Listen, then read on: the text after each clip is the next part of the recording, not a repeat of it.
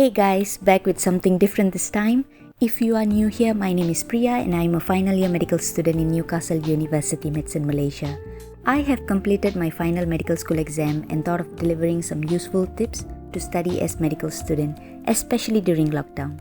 First of all, these tips that I will be sharing with you are not the one or something that you have never heard before. It's all what you have came across or done before, but the most important key point is how consistent and effectively you are using them, and that's what makes you stand out.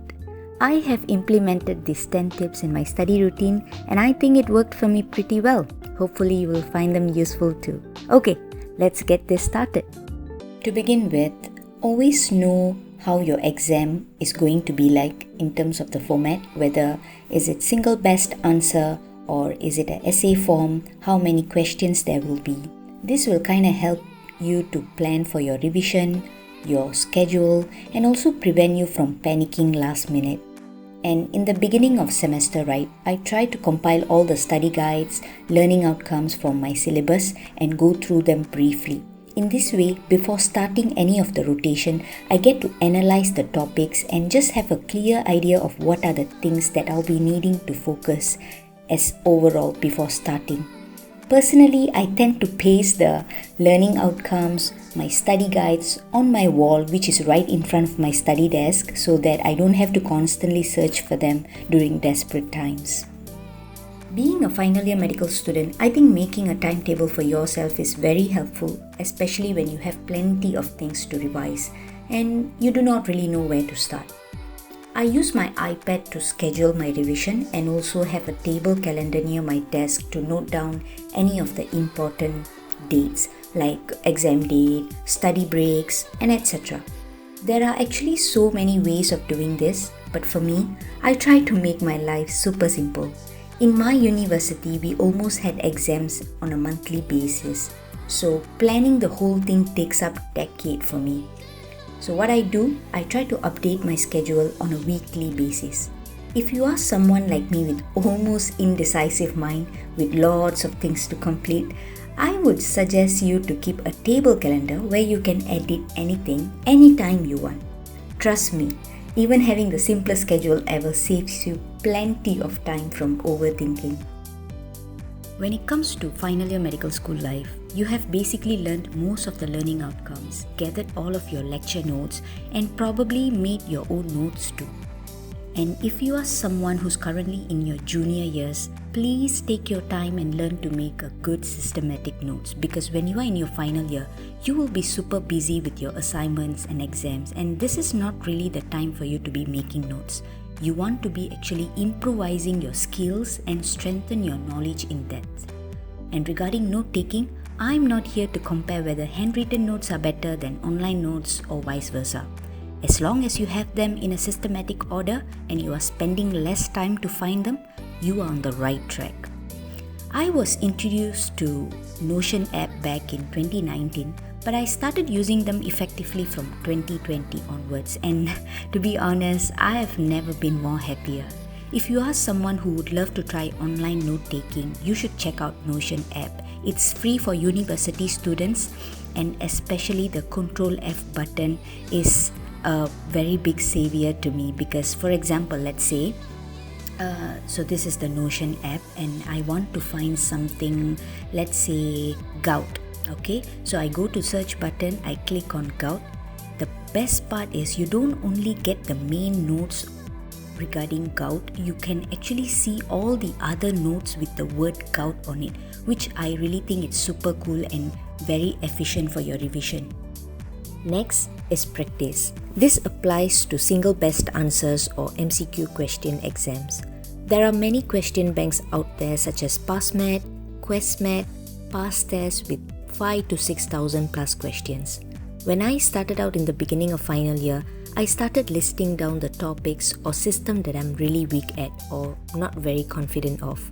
I started doing 20 to 30 SBA questions on a daily basis. I know, it doesn't really sound that much, that's right, but always remember that quality is more important than quantity. Doing as much question as possible is for certain point do help, but definitely it's not helping you if you really want to learn the topics deeply. So what I try to do is, after doing all those questions, I go back and review them one by one and ask myself, why did I get this wrong? Imagine yourself as lecturers and ask a lot of questions to test yourself. Normally these question banks, they do need subscription. Let me tell you, it's worth it. And they have amazing notes as well, which I include in my own notes too. I do use textbooks like Oxford Handbook and Kumar and Clark Clinical Medicine textbooks as well. By doing this constantly, at one point when you are nearing your exam, with this constant practice, you will actually see for yourself that the number of questions you do will start to increase and your speed of thinking will be much faster too. And one thing for sure, going through this method definitely saved me from lots of anxiety before my exam. But one of the setbacks I came across doing this method was definitely fatigue and boredom, especially when you are doing it for a very long time and especially it's lockdown as well. So one of the way I do this is by teaming up with my study buddy over Zoom or Microsoft Teams for probably 1 to 2 hours. We try to share screen and we do these questions together.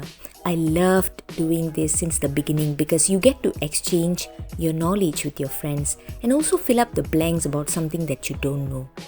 A big shout out to my study buddies during my final year prep for doing these amazing discussions.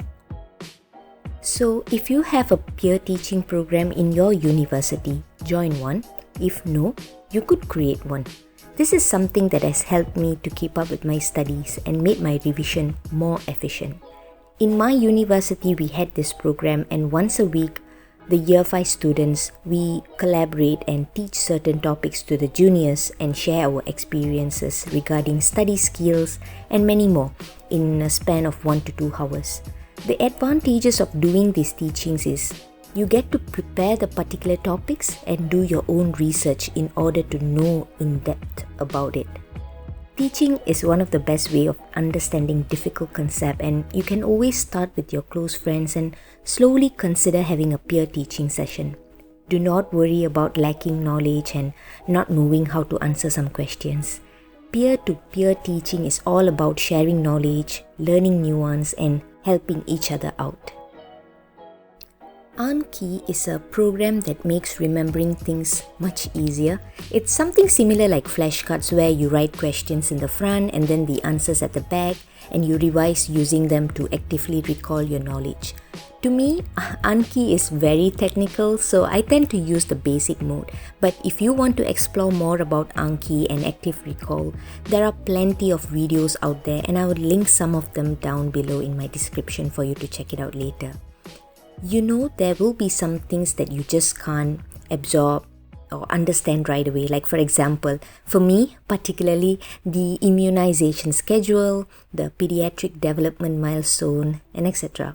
So when I discover things like this, I include them in my Anki and review them during weekends or during spare time. And one of the misconceptions students tend to have in mind is Anki is just a one-off thing. You just have to review the cards one day and that's all. Nope, not at all. Anki includes active recall and spaced repetition where you review your cards, let's say for the first day, one day, and then you have to review them back in probably 3 to 5 days. They update themselves so that you don't have to, which I personally love so much about Anki. And in this way, your learning curve remains the same for a very, very long period. I started doing Anki since the beginning of my final years and try to review the cards whenever I have time. And I don't have to be so worried last minute, especially when it comes to things that I normally tend to forget. If you are not very much into flashcards or Anki, you can try doing cheat notes for each specialty. I do this on Notability app on my iPad where you just list down the facts that you tend to forget or difficult to comprehend. Every time I update them, I go through the other notes as well and just kind of get myself used to the arrangement of notes so that during last minute preparation, I can immediately look over the notes and I know where exactly the points are. And since I have compiled all the important ones in one page, I don't have to have too much of difficulty finding the notes elsewhere.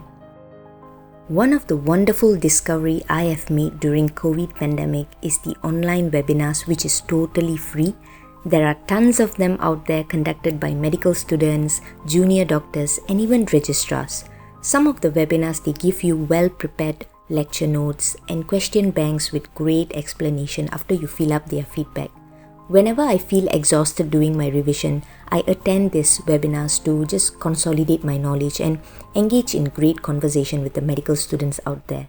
And you also get to connect with many students worldwide, so why not? Most of these webinars are from Facebook.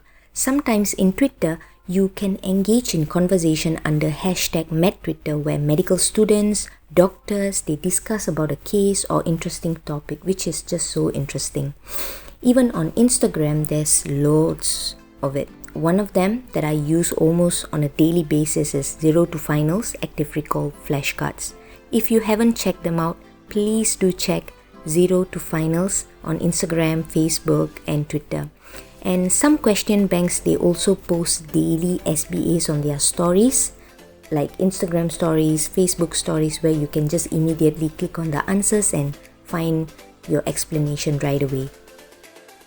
2 to 3 days before my examination, I try to go through all of the important guidelines or algorithm and mind maps. And one of the easiest method to do this is just by pasting them on your wall temporarily. Never ever read your whole notes before exam. Especially with all the exam stress you have, you will actually get even more worried. You have done all the homeworks and practice all this while. Now is the time for you to be calm and go through the cheat notes that you have made and just be ready for the exam. Last but not least, on the day of examination, be calm. Sometimes talking with your friends about exam format or clarifying some notes with them can help. But if you are someone who gets panic easily, then don't. Exams goes on for very long hours. Mine was like 3 hours each paper for 2 days. So make sure you are well hydrated. Bring some snacks to prevent fatigue or mental block that you may encounter during exams. Simple neck stretches do help when you sit in the same place for a very long hours as well.